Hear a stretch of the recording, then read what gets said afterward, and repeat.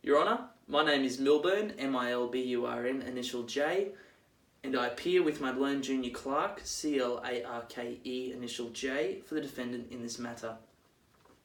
Your Honour, the plaintiff has brought forth claims of negligence towards the defendant arising from an incident occurring on Saturday the 5th of August of this year, where they seek to claim damages for the consequential personal and psychological injuries.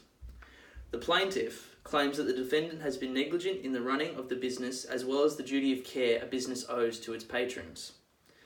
The defence presents 4 main submissions to refute these submissions by the plaintiff. I'll be presenting the first 2.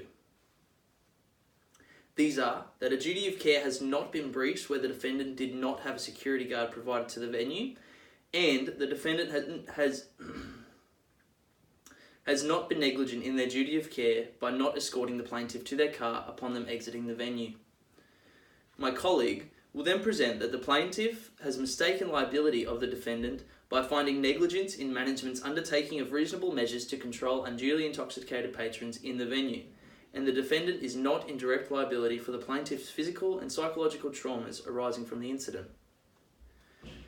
Your Honour, it is a widely accepted fact that where there is smoke, there is fire.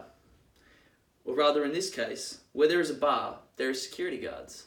But I ask, is this always the case?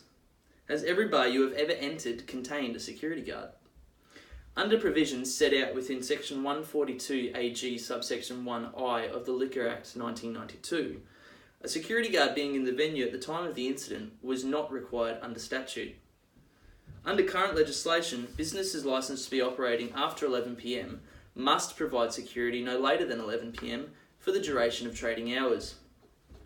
The incident is stated to have occurred sometime between 5 p.m. and 6 p.m, meaning that the defendant was not legally obligated to have provided security at this point in time. In accordance with the Liquor Act, a venue with over 100 patrons must provide a minimum of 1 security guard in the vicinity of the venue. It has already been stated that the maximum capacity for the Juniper Point Eatery is 100 people.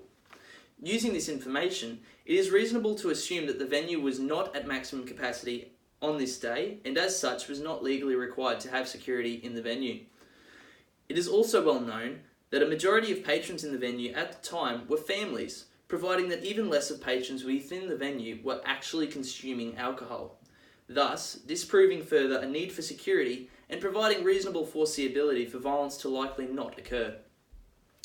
Your Honour, I will now present my second submission.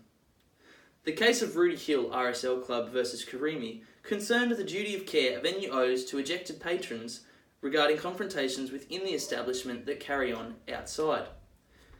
The finding of this case was adopted in Cregan Hotel Management and Anor versus Hattaway, where 2 men were separated within a venue and were later engaged in a fight after having exited the venue.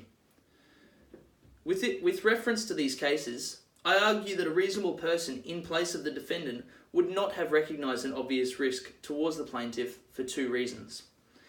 The first being that the plaintiff left the venue of their own accord and did not express to staff that they felt threatened, nor did they request to be escorted to their car. This means that staff were only able to act within the scope of liability to customers within the venue itself. The actions of patrons cannot be determined by staff, nor would a reasonable person think to approach patrons that have recently been involved in a violent act.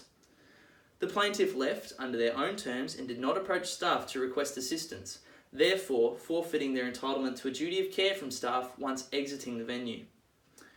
This, therefore, breaks the chain of causation between the defendant and the incident having occurred. Secondly, the plaintiff exited sometime after the offenders were removed from the venue and did not leave through the same exit. With respect to both of these arguments, it was reasonably foreseeable that the plaintiff presumably acknowledged any possible dangers of their own free will when they chose to exit the venue. It is also arguable that the defendant acted within their duty of care where possible, and cannot be liable for the plaintiff choosing to exit the venue without first expressing concerns to members of staff. Your Honour, my colleague will now present the 2 remaining submissions.